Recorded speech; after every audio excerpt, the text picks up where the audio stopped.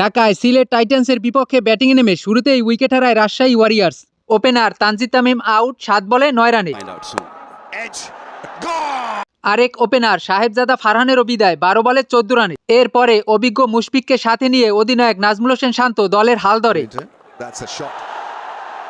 পাওয়ার প্লের 6 ওভারে রাজশাহী তোলে 2 উইকেটে 56 রান।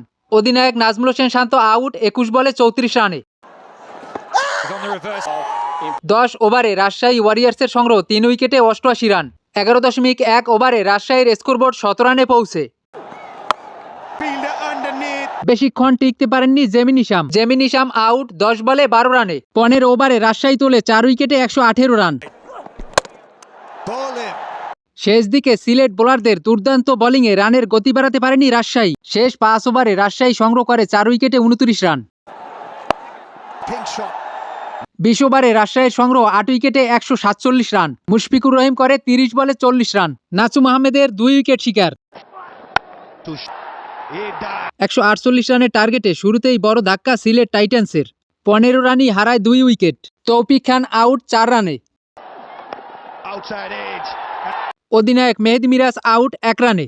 এরপরে মমিনুল হককে সাথে নিয়ে বিপর্যয়ে দলের হাল ধরেন ওপেনার পারভেজ ইমন। পাওয়ার প্লের 6 ওভারে সিলেট টাইটান্স তোলে 2 উইকেটে 40 রান।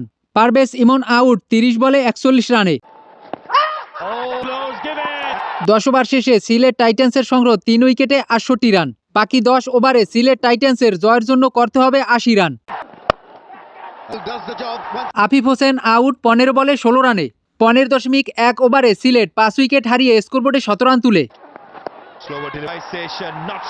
এরপরে সিলেট মাত্র 11 রান তুলতে হারায় আরও 2 উইকেট। মমিনুল হক 36 বলে 31 ও ইথান ব্রুকস আউট 1 রানে। ম্যাচে টান উত্তেজনা। শেষ 12 বলে সিলেটের দরকার 25 রান। 19 ওভারে রিপন মণ্ডলের জোড়া উইকেটে ম্যাচে ফিরে রাজশাহী। নির্ধারিত 20 ওভারে সিলেট টাইটান্স 142 রান তুলতে সক্ষম। 5 রানের জয়ে 9 ম্যাচে 7 জয় নিয়ে পয়েন্ট তালিকায় সবার উপরে রাজশাহী। মঈন আলী 12 বলে করেন 27 রান।